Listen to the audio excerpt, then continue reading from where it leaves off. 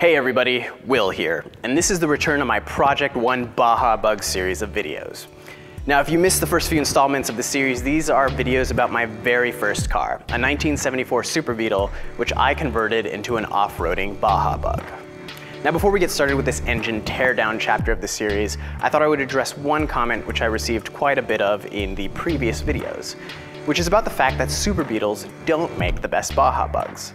You see, what made the original Beetle such a great car to convert into an off-roader, in addition to the fact that during the 65 years Volkswagen had them in production, they produced over 21 million of the cars, is the original Volkswagen Beetle suspension.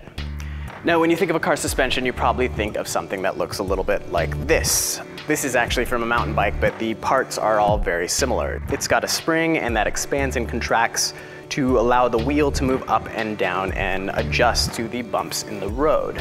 Now, the original Type 1 Volkswagen Beetle used a type of suspension system called torsion bar suspension. And a torsion spring looks a little bit more like this. As you can see, it's just a piece of metal, and a real torsion spring would have teeth on either end, but it works by twisting slightly, which allows the wheel to move up and down. Now, these are really great for off-roading because they're incredibly durable. They're almost impossible to break. And on top of that, adjusting it to raise the car to give it the ground clearance of an off-roader is just a matter of slipping it out, changing its orientation, and putting it back in. Now, the Super Beetle was the very last edition of Volkswagen's original Type 1 line of cars, and it featured a lot of improvements that were meant to improve safety, styling, and performance. And probably the biggest change to the car was that it started using a McPherson strut front end. What that did for the Super Beetle is it gave it a tighter turning radius, much more room in the trunk, and it actually was a much more comfortable ride on the road. The problem was, it was not nearly as durable as the torsion spring setup, nor was it easy to adjust. So you can't get that extra ground clearance, which is very important in an off-roading vehicle. Which begs the question, why did I take a 1974 Super Beetle and turn it into an off-roading Baja Bug? Well, because in 1974, a couple of people needed a new car. And then 26 years later, in the year 2000, they needed another new car. Because their son was about to get his driver's license, and he would not get a new car. Instead, he got screwed over with this piece of But that's okay, because that kid, who knew nothing about engines or fabrication or mechanical design, decided to give it a chance. And after 2 years of high school auto shop, 2 engine rebuilds, 4 years of film school, tens of thousands of paved miles, and yes, quite a few massively fun unpaved miles, I started posting videos about it on YouTube. And when we left off, the car was sitting in a garage. Its engine, both underpowered and suffering from a severe oil leak, had been pulled from the car. Its accessories, including the generator, carbs, and cooling tins, removed, until all that was left was the 1776cc long block. From there, I took it to my friend, Bryan Lee, a local VW mechanic, to be completely torn down, salvaging parts to be reused in the new 2110cc engine that would replace it.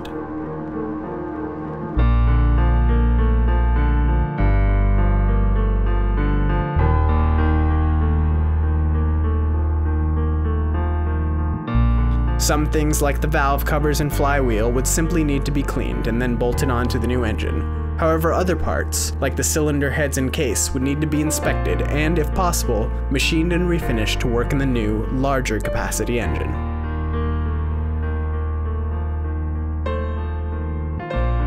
A bare VW air-cooled engine weighs in at under 200 pounds, a fraction of its water-cooled counterparts, making it easy to handle without the aid of expensive engine hoists or stands. The teardown process is relatively uncomplicated. Fused together by gasket sealer, silicone, and time, it's mostly just a matter of removing nuts and prying parts free.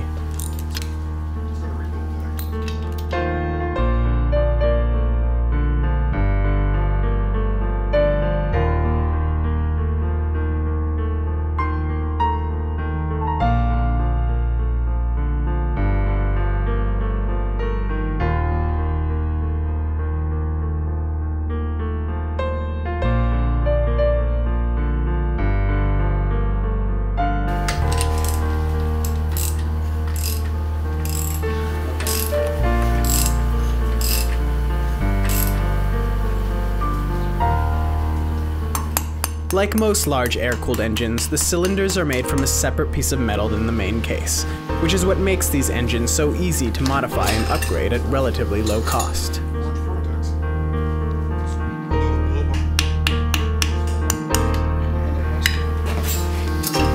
Set that one in the other.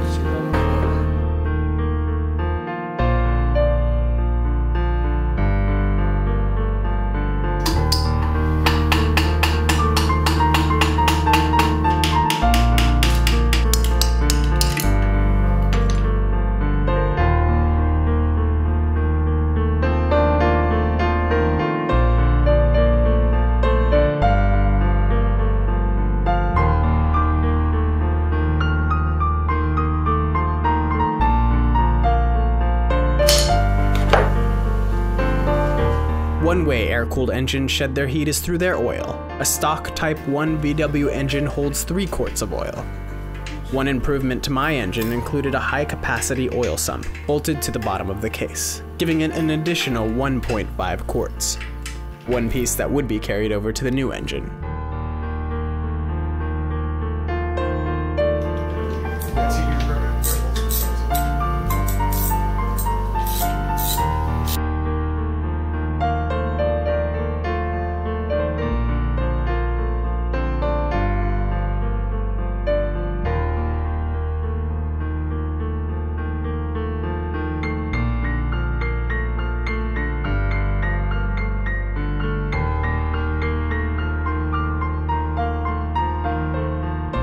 The parts of the engine that are used to produce power are considered part of the top end.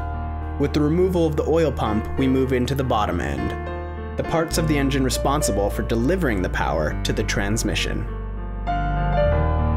Along with things like the camshaft, crankshaft, and lifters, it's in this part of the engine where we will find the reason for our oil leak.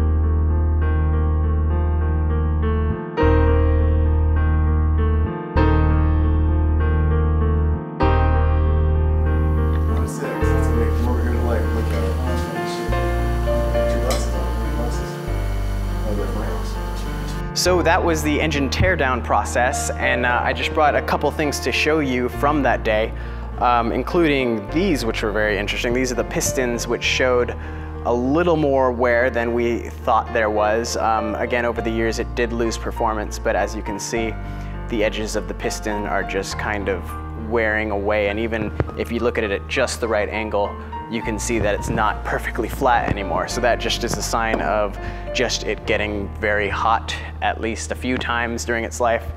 But regardless of the oil leak, that was kind of a good sign because we're not just rebuilding it for that one problem. And in addition to the fact that it's going to be a bigger, more powerful engine, it'll be nice to get some additional performance back from it just being not kind of this worn out. So the other part I brought to show you is the case, which is sad because that means unfortunately we were not able to save the case, and I'll show you why in just a minute.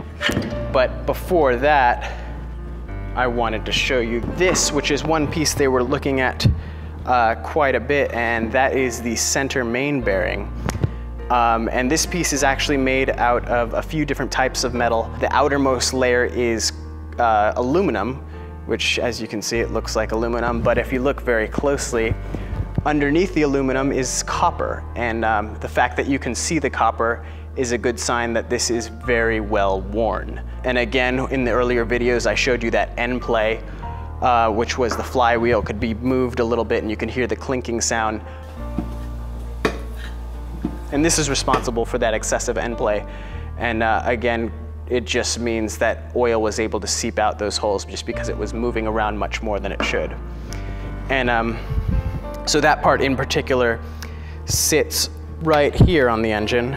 And the crankshaft is what lies, it's basically between the crankshaft and the case. And the crankshaft, of course, is the piece which takes all the power from the pistons firing and sends it straight through the center of the engine out the back to the transmission. So as you can imagine, all that power just over time wears on these bearings, and it just was too much at this point for these, and like I said, every time I ran the car, basically, I don't know, a half a quart poured out of oil poured out by the time I got to my destination. And so the bad news with this case is, it turns out one thing you have to do when you're saving cases and when you're reusing cases is you have to take off a little bit material to seat new things, like new bearings. They have these in a few different sizes, and this part would get machined down and a different size bearing would go in. But the problem is you can only do that a few times, and 3 times actually, I think. And apparently this engine had just been through too many rebuilds, which is a little bit of a surprise. I knew it had at least gone through 1. But unfortunately this case was no longer usable, which is a shame because this case is actually a particularly good case. It was one of the last, I think, designs of the case, and it's actually what the new case I got is modeled after. The good news though is, of course, this is an older case. It's made out of magnesium and aluminum, and the newer case is just solid aluminum, so it should be a little bit stronger. And you know, it's time for a new case, so. Anyway, that is the end of the engine teardown chapter of the series.